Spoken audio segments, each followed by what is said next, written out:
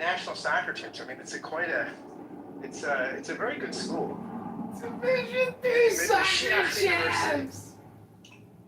Thanks for the English to Hebrew translation. Did you like that? Right on the fly. Yeah, I was confused what Messiah meant. Right on the fly. I wasn't sure. I was back and forth over the definition. The two-state solution Jews, it starts in Israel, Norm. You can't, it's not like it starts on the Upper West Side. It started in Israel. I understand. So, you can't be holier than the Pope. I don't see your point. My point is that they're taking their cues from Israelis. The two-state solution thing didn't start on the Upper West Side. It started with Israelis. Which I shared with you, and on which I've changed since October 7th, that how are we going to have dominion over a couple of million Palestinians? How are we going to do that? Right. And there's no real answer for that. Well, there are multiple answers. Well, short of expulsion or something. No.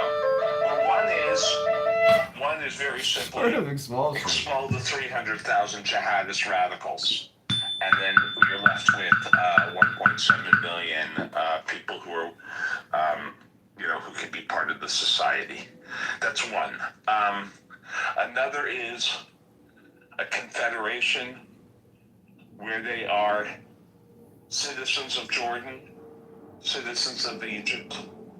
I don't know. Yes, Shuki would have the most extreme situation, But unfortunately, I don't see mechanics of doing it, So those are some thoughts, but there are multiple ways.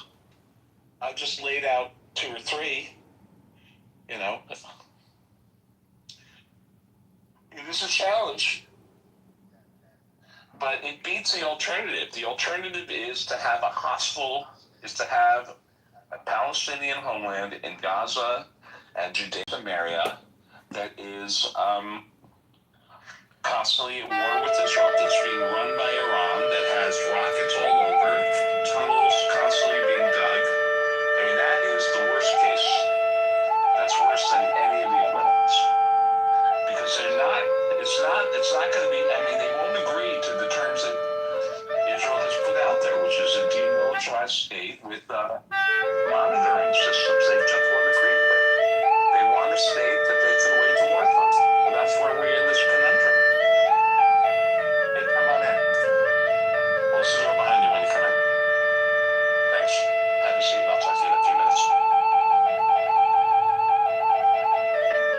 Well, I think it's very difficult when you have a liberal society with liberal neighbors, right?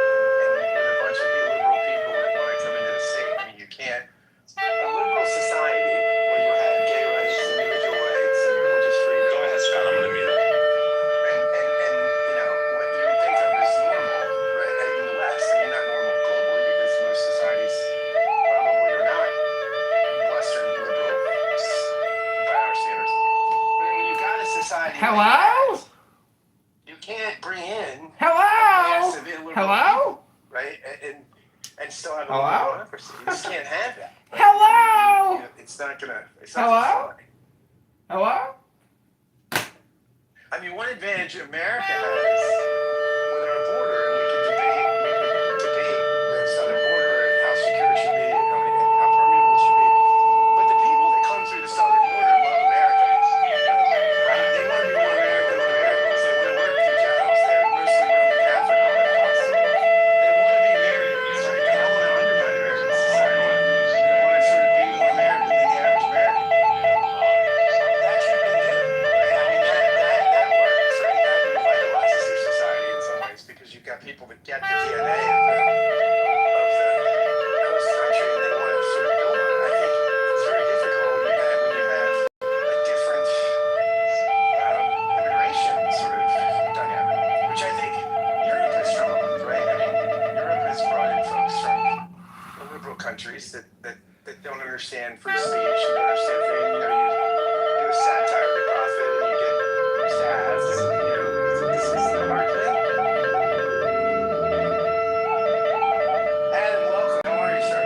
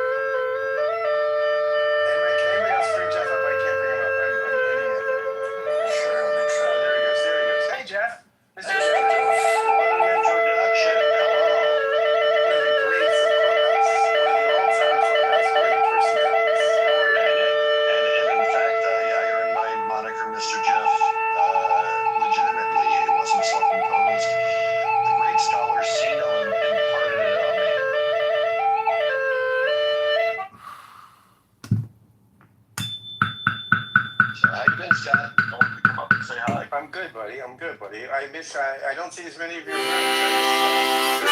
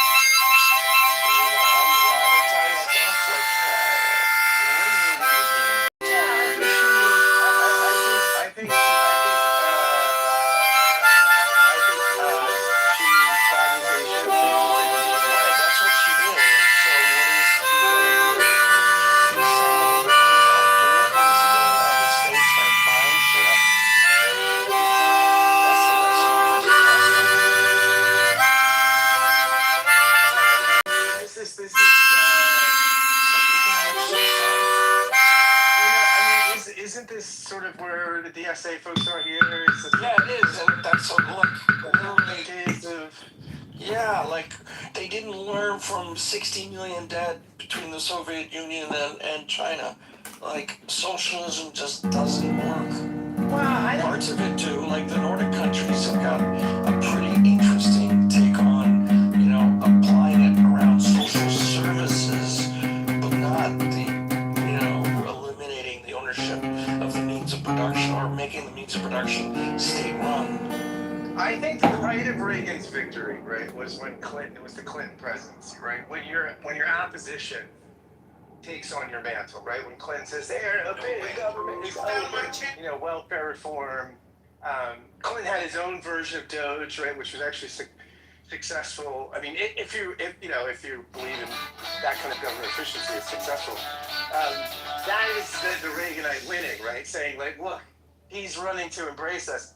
Now, I don't think any Democrat would do that, right? I mean, no Democrat would fashion themselves after Reagan or Clinton. I mean, in fact, Clinton now, I think among mainstream Democrats is looked at as the betrayal, right? The one that let the fox into the hen house. You mean the guy that allowed conservative ideology to infect the second term? Yes, and by most accounts, I mean, look, I think if you're a sort of non-ideological person, you look at that and say, this is success, right? I mean, you wind up with a two-term presidency that I think most people, again, that are not overly ideological, look at Clinton as relatively successful, right? It's a good 8 years. Well, if you look at the difference between him and Obama doubled down when he got the message, when he got his shellacking in the midterms, when he got his message that the country wanted a bit of moderation. So then he pulled out his pen and his phone and responded with executive orders. I think, at least he said he was. Yeah, and he didn't have the partner that's partners to Clinton. I don't think he had Clinton's capacity to reach across the aisle, or hands across the aisle. I mean, Clinton had things Obama didn't have. Clinton was a much more experienced politician, like much more. And maybe also had a broader vision. No, I think community organizers, that's a very political position. I think At a very low level. very large wealth of information. But Obama, for Obamacare, he did. I mean, look, he did not come at the Republicans with a left-wing program, right? I mean, he took something that was originally a Heritage Foundation idea, right? This was when Hillary was thinking a more single-payer healthcare reform issue.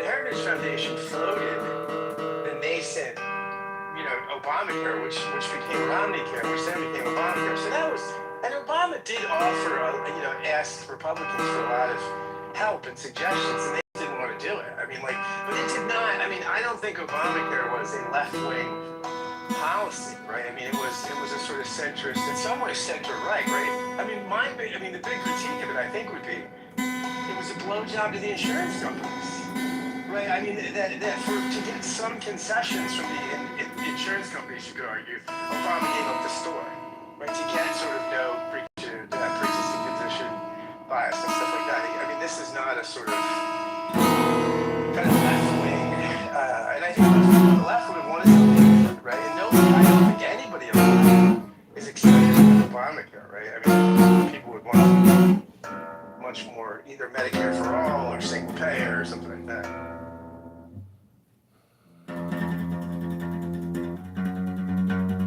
Well, this is the thing about the Federated Republic idea, that there's some really broadly contrasting opinions from state to state. And so that's where you got things like what Hillary was saying, or by the way, what Obama said, that he's just essentially not interested in the people clutching their Bibles and guns. Or in the case of Hillary, the sexist, homophobic, Islamophobe, that sort of... Well, what he said to him was when people get anxious, some people tend to cling to their Bibles and their guns. And he's not wrong about that. But it's just, you can't say that shit. People feel condescended when you say that shit. Well, it is condescending. Yes, and the left, I mean, look, this is the left.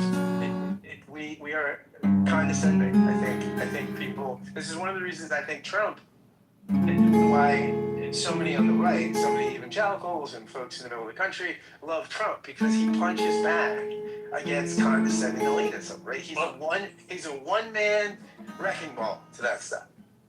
I agree. I think the left has this notion of moral superiority in terms of their opinions are more refined, better, and more enlightened than conservatives. And I think Conservatives are condescending all the time, right? It's only the only condescension we're worried about now is condescension that right-wingers dislike. So a prime example of this is Vivek Ramaswamy over Thanksgiving, when he says white people spend too much time focused on sports and not enough time focusing on school. They spend more time focusing on education. They would have better outcomes, which is just like patently what conservatives say like all the time. It's exactly the same.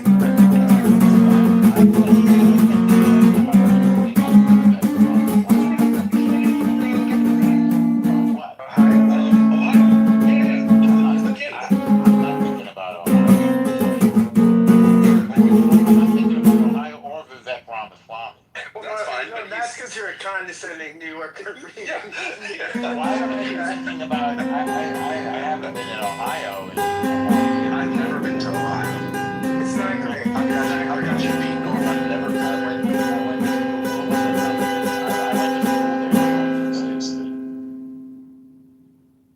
But I'm just making the point that it's only a certain sort of condescension that is viewed as. Well, one is a presidential candidate who eventually won, and one is a guy that most people couldn't even pronounce. I mean, Trump is very condescending to cities, right? To people who live in cities. How is he condescending? He says that cities are hellholes. Haven't heard him say that. You've never heard it. You've never heard. Yeah, no, I haven't heard him say that. Yeah. Hello? You know what? Adam, Hello? He has a lot of Cities are cities are. It's time I to think I want. I think I want. breathe I know what I want to do. and to relax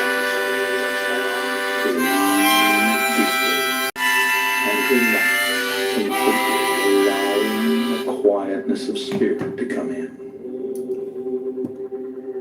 Feel the blood flowing through your arms and legs, through your body and mind. Relaxing, relaxing, relaxing. Take Take a deep breath. Hold it as long as you comfortably can. And then let it out slowly.